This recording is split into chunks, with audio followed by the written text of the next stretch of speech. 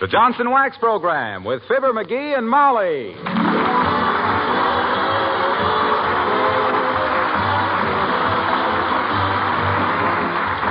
The makers of Johnson Wax products for home and industry present Fibber McGee and Molly, written by Don Quinn and Phil Leslie, with music by the King's Men and Billy Mills Orchestra.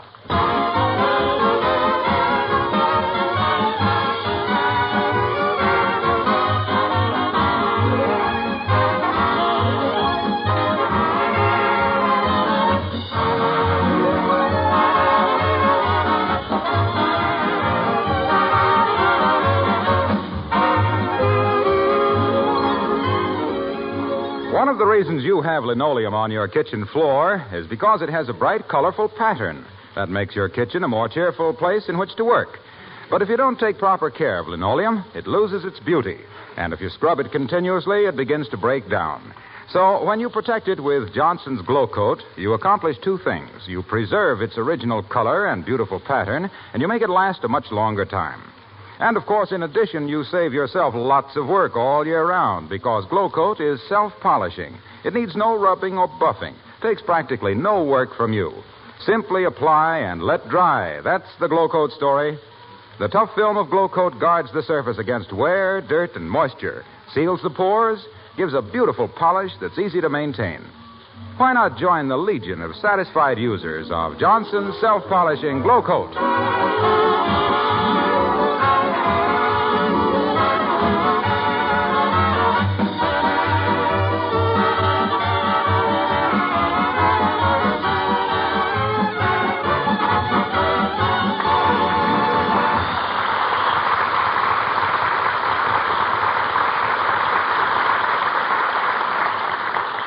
You know what an auction room is. It's an indoor junkyard where if the auctioneer catches you nodding, you're the new owner of an antique cobbler's bench that your 10-year-old son could have made a better one in manual training.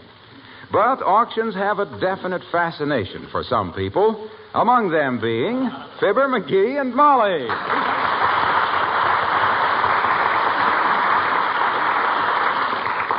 $10. $10, a man says. $10 for this lovely tea caddy.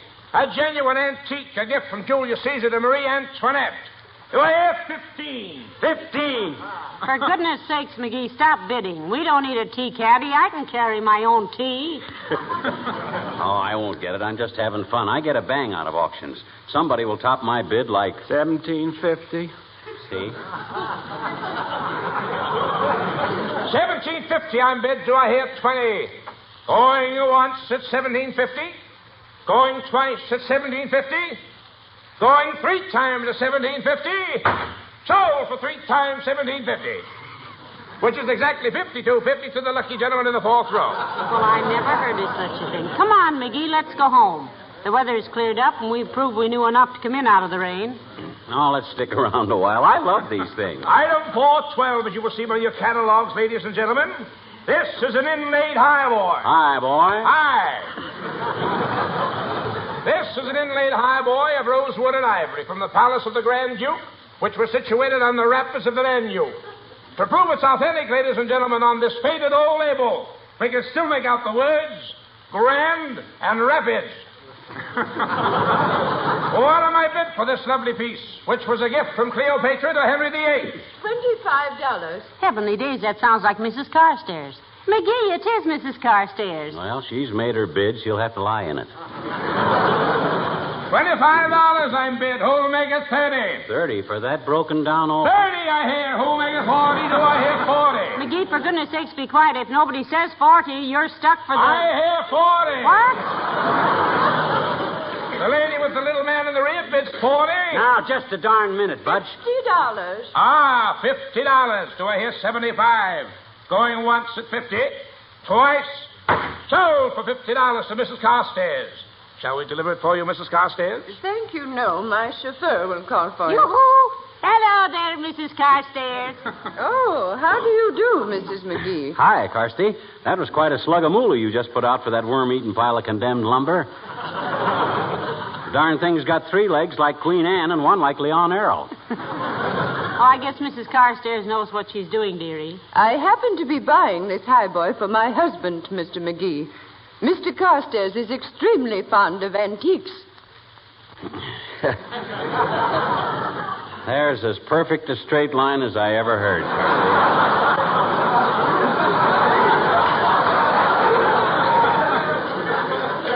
But I haven't got the heart to deliver the bomb.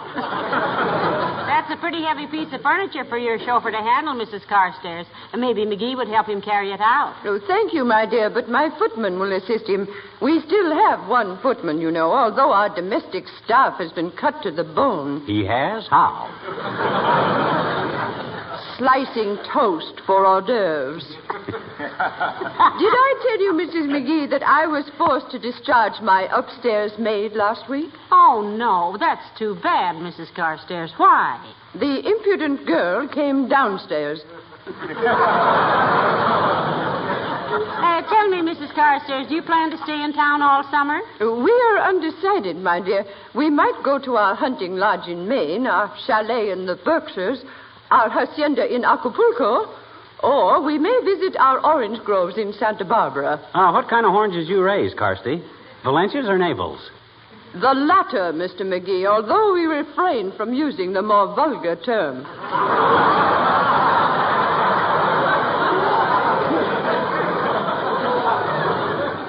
Mr. Carstairs and I refer to them as citrus umbilicus. Good day,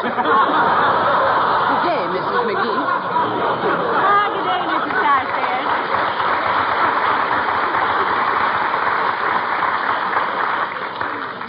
Boy, oh boy, what a character. You and she don't seem to get along, do you, McGee? I get along all right, but she don't.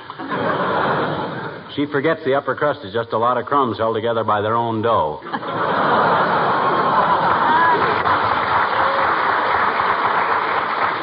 Attention, ladies and gentlemen, your attention. Item 413 in the catalog. A genuine dreadnought trunk, 75 years old. Contents unknown from the estate of Mr. J. Farthington Campwell. Campwell? Hey, he's the rich millionaire that had all his money hid around his house. Why, that trunk might be full of cash. Not very likely, dearie. His estate spent 40 years in probate court. Well? If there was any money in that trunk, there'd be 3 lawyers sitting on the lid. Well, just the same, I got a good note. What am I bid for this very interesting old trunk, ladies and gentlemen? A dreadnought trunk is practically indestructible. $2. The little man bids $2. A ridiculous offer, friends. $2 for a handsome trunk which might contain valuable property worth thousands of dollars. $4. $4. $5. $5. $6. $6. Ah, what spirited bidding, ladies and gentlemen. Will some mad, impulsive spendthrift raise the bid to $6.50? $7. $7 the little man offers. Let's stop matching nickels, ladies and gentlemen, and get on with business, huh? This is an auction sale, not... $9, and that's my last offer. Now, McGee, if you plan to put that moth-eaten old grab bag in our hall closet now... $9 on bid. Do I hear? $10. $10.03. What was that again, son? I says $10.03. Take your earmuffs off, Buster. Spring is here. Going once at $10.03. Going twice. Sold to the short sport and the long sweater. Oh, dear. Here we go again. And here's your dough, wise guy, in cash. Ah, and a pleasant surprise it is, my friend. Will you take it with you, or shall I have our 12 beautiful dancing girls carry you home in it? Well, that's an interesting question, McGee. How do we get it home? You stay here a minute, Molly. I'll go get a cab, and the driver will help you load it on. Hurry, McGee. Do you really think this trunk has something valuable in it, Mr. Auctioneer? Lady, I'm going to be honest for the first time today. That's the worst hunk of junk that ever broke an express company's heart. And I wouldn't give you a counterfeit dime for it if it was full of nylons, T-bones, and Grieg arson. And now, ladies and gentlemen, item 14 on...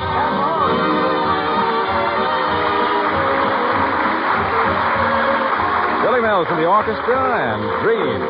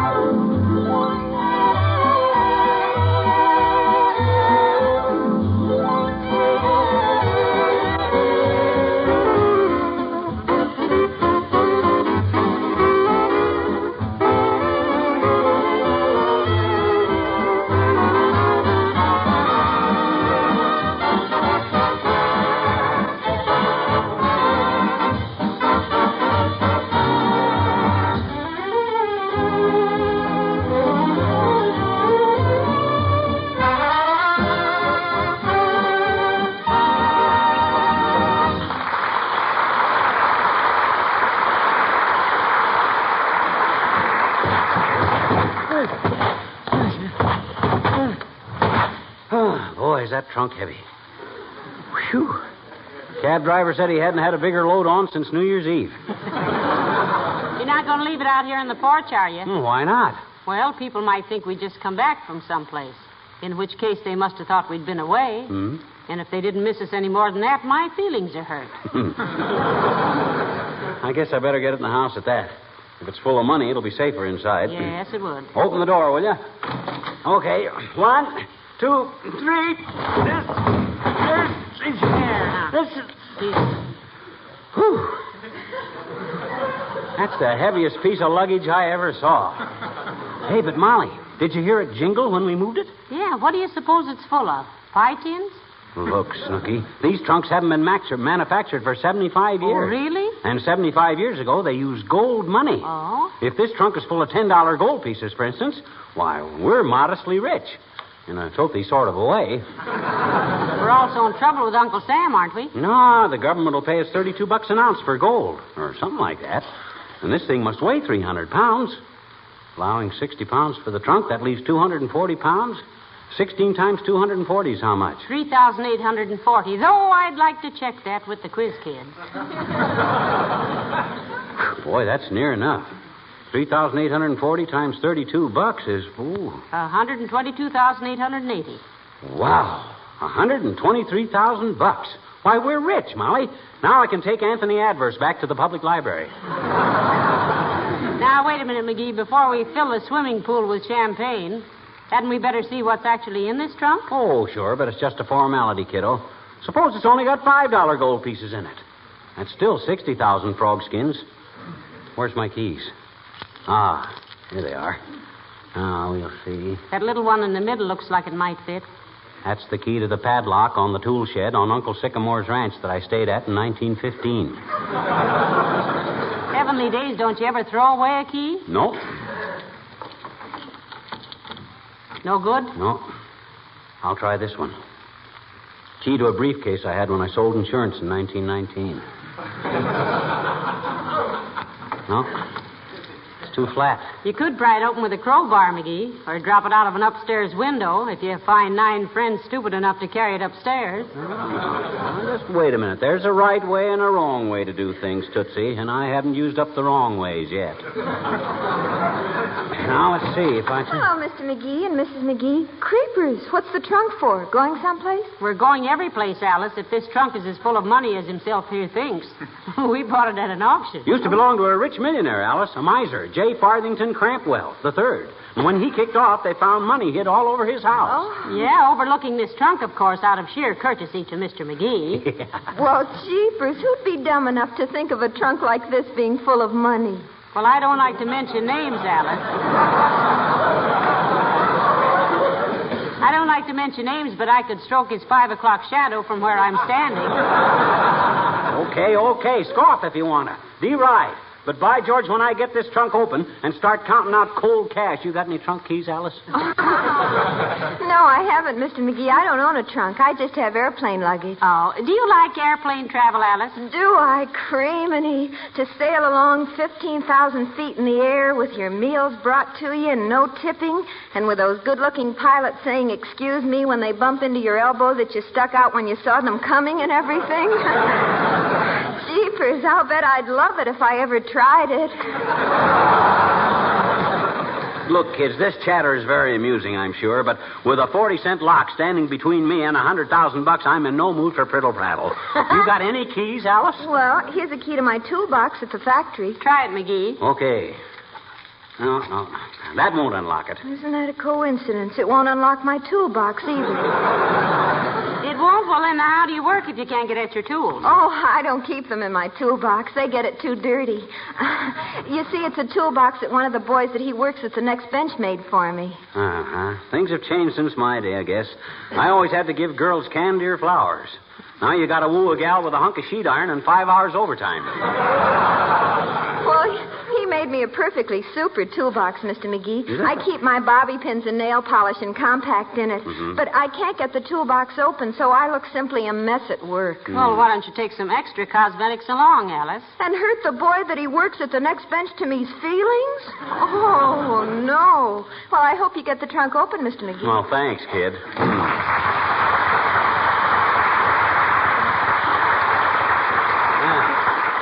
She was a big help. Well, you bought this trunk, dearie. Getting it open is your problem. Well, don't worry. I'll get it open. Let me try some more of these keys. Let's see. Ah, dear, talk about inefficiency. I'll bet you don't know what 2/3 of those keys are for. Oh, I don't, eh? Well, for your information, Mrs. McGee, this key here is for the ignition lock on that Apperson jackrabbit I used to drive for old Mr. Balderson back in Peoria. Well, that was 30 years ago. Well, he told me not to lose it, didn't he? And this key here is to... Well, I'll admit that one's no good. Here, throw it away. Do you mind if I don't? No, why? That's the key to our front door. Yes, my gosh, I never even noticed. Hello, folks. How's it? Well, what's the trunk for? Taking a trip? No, Mr. Wilcox. McGee bought this trunk at an auction. You know what an auction is. Sure, that's a place where a bunch of strangers stand around and bicker about who pays the most money for something none of them really wants. Yeah, but this trunk is full of dough, Junior, I think. You got any keys with you? No, I haven't. You see, McGee, there are men who don't consider it necessary to carry 4 pounds of keys. Himself here always has so many keys on him, he's getting round-shouldered in the hips, Mr. Wilcox. Well, why doesn't he use one of them to open the trunk? Because none of them seems to fit the trunk. That's the reason why I don't. Now, let's see. This one here might be Gee, it's a shame to let a handsome, sturdy trunk like that get looking so shabby when just a little... No, wait a minute. You don't have to... It's a lucky thing. I just happen to have some Johnson's wax and a cloth with me. Let's see what it'll do for that wood and leather. Oh, now, Mr. Wilcox, you don't have to do that. My goodness. Get away from that trunk, Junior. I got work to do. So have I. Only waxing a piece of baggage like this isn't really work. It's fun. Oh, for the love of... Look, see how the Johnson's wax helps bring back the beauty of the wood even after all this time. And see what it does for the leather? Gee whiz, it's criminal not to protect an expensive trunk like this with wax. Save it from dampness and dryness and dust. What that got to do? Why, you'd be amazed how much protection a coat of Johnson's wax gives a thing like this. I don't know, Mr. Wilcox. We amaze very slowly. Look, Waxy, get away, will you? I'm not interested in the outside of this trunk. It's the inside I want to get at. No, I don't think you'll find it necessary to wax the inside, pal. You see the inside. Doggone it, can't you forget that wax for 1 second? No. Well, I will say it looks a lot better already, Mr. Wilcox. Why, of course it does. You see, Johnson's Look, wax... Junior. Yeah? I don't like to be inhospitable. But if you can't contribute more toward getting this trunk open than a lecture on wax, go home, will you? Oh, now, McGee. Hey, where'd you say you got this trunk, pal? At an auction sale. Used to belong to a rich millionaire. Say, a cousin of mine, Big Moxie Wilcox, bought a 40-year-old wooden box at an auction once, and he said it was the smartest thing he ever did in his life. Yeah? Boy, was he happy when he got home and opened it up. Yeah? You know what was in it? Here's your hat, Junior. And if that box was full of Johnson's wax, put it on an Amstray.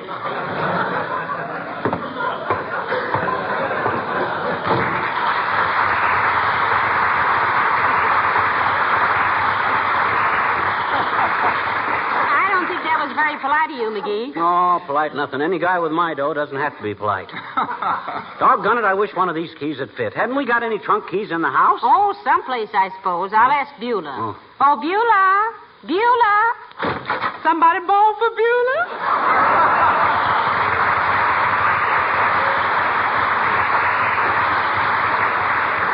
Yeah, we got any trunk keys laying around, Beulah? If we have, sir, they ain't never come to Beulah's attention. Where did this old trunk come from? Well, Mr. McGee bought it at an auction, Beulah. He thinks it might be full of $10 gold pieces. $10 gold pieces? What is they? Molly, please, you're too excited about this thing. Hold yourself down a little. It might not be full of $10 gold pieces at all. It might be only $5 gold pieces. I didn't say I thought so. I said you thought so. Ma'am, if I had me a trunk I suspicion was full of Indian pennies, I'd tear the lid off with my teeth and nails. You wouldn't tear the lid off this one that way, Beulah. This is a genuine dreadnought trunk. They built these things to toss off the top of a stagecoach. Yes, but my point was that if it was just an old trunk between Beulah and Affluence, I could kick a hole in with my bare feet. Now, what would you do with all that money, Beulah? Well, my goodness, ma'am, I tell you, I'd go right... Doggone if I know. Anything over $10, I get stage fright. But I gotta think of something. You and Ira could really get married on a trunk full of money, couldn't you, Beulah? No, sir. What? Well, Ira, he'd be too proud to marry me if I was a rich woman. Mm-hmm. In which case, I'd dump it in the river. Because, you see, it ain't much fun sitting in the movies holding hands with a bank book. Not that I ever try it. Well, I'll take a chance on being unhappy, Beulah. Right now, I'm in the position of an amateur musician who's got a chance to conduct the symphony. Why, McGee, said she, shaking her tambourine. If I can find the right key, I'll be in the money.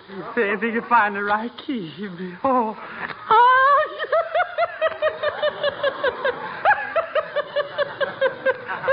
I love that man.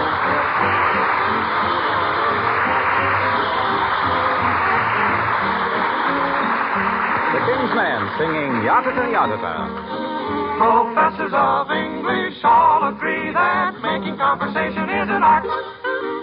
They should hear you making conversation with me. They'd have a change of heart. When I put my arm around you and we're going for a walk, must you yet-a-da, yet-a-da, yet-a-da, yet-a-da, talk, talk, talk. When we're sitting close together in a cozy taxi cab, must you yet-a-da, yet-a-da, yet-a-da, yet-a-da, gab, gab, gab. Aristotle, mathematics, economics, antique chairs, then psychology, biology, photography, biography. Slow down, who cares? There's a brand new moon this evening, and the weather should be fine. If you yet-a-da, yet-a-da, yet-a-da, yet-a-da, same old line, I'll politely close your lips with mine. Whenever I try to say a word, it never gets past my throat. Here's a little sample conversation I heard. Pardon me if I quote. My last pair of nylons developed, they run from the knee to the toe. Do you know anyone who can get cigarettes without standing in line? Don't you think Spencer Tracy is simply divine? Shall we go to a movie, my dear? By the way, do you like the new turban I'm wearing today? Can't we find a cafe with a nice atmosphere? I would so love a steak. Did you say something, dear? You do it every time. There's a brand new moon this evening, and the weather should be fine. If you yet-a-da, yet-a-da, yet-a-da, yet-a-da, same old line.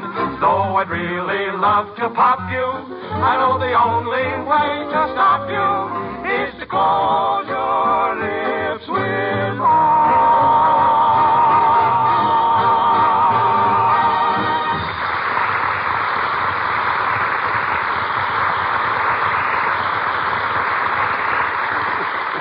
Dad, rat, Molly, I've tried every key I own, and this lid hasn't budged an inch. Haven't you got any trunk keys hid away? No, dearie, I haven't. But there's an axe in the basement. You can chop a hole in it. Yeah, I thought of that, but there's a heavy penalty for defacing United States currency. Yeah? Yeah, if that axe should slap into one of those $10 gold pieces, I'd be in trouble. Yeah, there's that, too. And if it's full of diamond rings, you might dull the axe. Might as well think of everything. Oh, I see. I hate to call a locksmith because he'd blab all over town that McGee was in the bucks. I want to blab that myself. Come in. Oh, hello, Dr. Gamble. Hello, Molly. Hello, small fry. Hi, Pasteur. Cow Pasteur. You got any trunk keys on you? No, and I left my burglar's Jimmy home, too. Careless of me. McGee bought this trunk at an auction, Doctor, and he can't get it open. Probably just as well. Yeah, but he's sure it's full of money. It jingles, and it's so heavy you can't lift it. Oh, that's too bad. Otherwise, he could carry it down to my office and have it x-rayed. X-rayed? My gosh, I never thought of that. I was sure you hadn't. It was too sensible an idea. Well, I guess the only answer is either break it open or call a locksmith, My dearie. gosh, I hate to bust a trunk open that I paid $10 for just because... $10? For that superannuated egg crate? Brother, you're really a yokel. Did anybody ever try to sell you the Statue of Liberty? We don't talk about that, Doctor.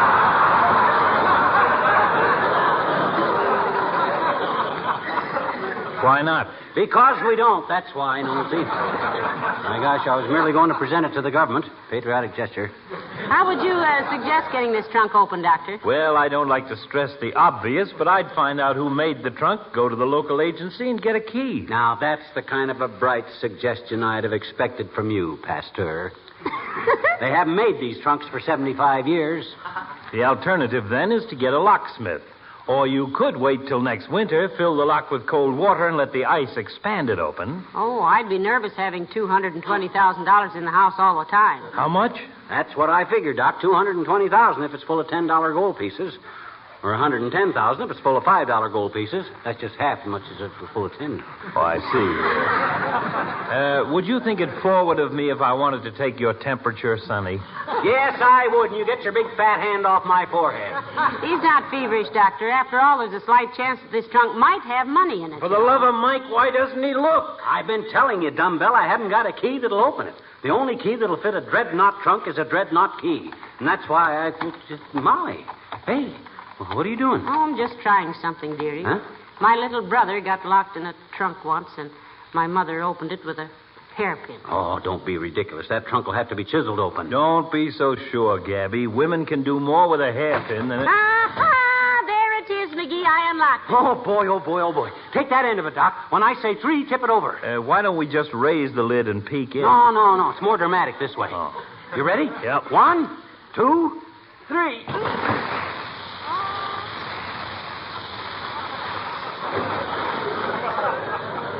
Heavenly days. What are they? Dreadnought trunk keys. My. You'll need a bigger key ring now. Oh, this is ridiculous.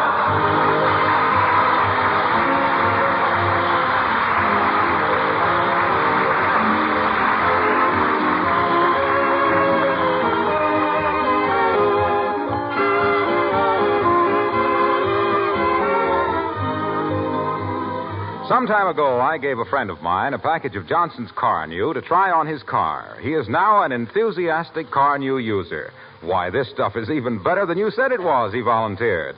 He brought his car around to show me what Car New had done for it. A light gray 1940 model that really was beautiful, spick and span with a showroom shine.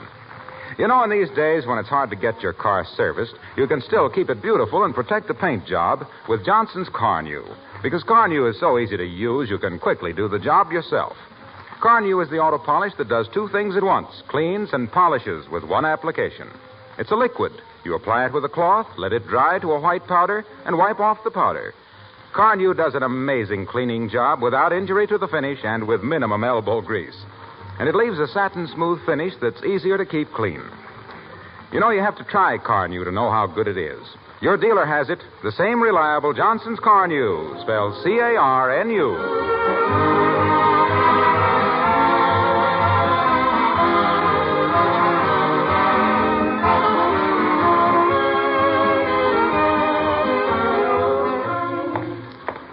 Oh, I had a trained flea and his name was Daniel. Saved up his money to buy his own spaniel. Hey, Molly, you know what I did? Had I better sit down before you tell me? No, look, I took all those dreadnought trunk keys, 7,000 of them. Yeah? I took them to a locksmith, and he gave me $20 for them. Well, good for you, dear. Yeah. You made a profit on your investment after all. Yeah, and because you were smart enough to open the trunk with a hairpin, I bought you a little present. Oh, you're so kind. Thank you, darling. What is it? Package of hairpins. Oh. Yep. Good night. Good night, all.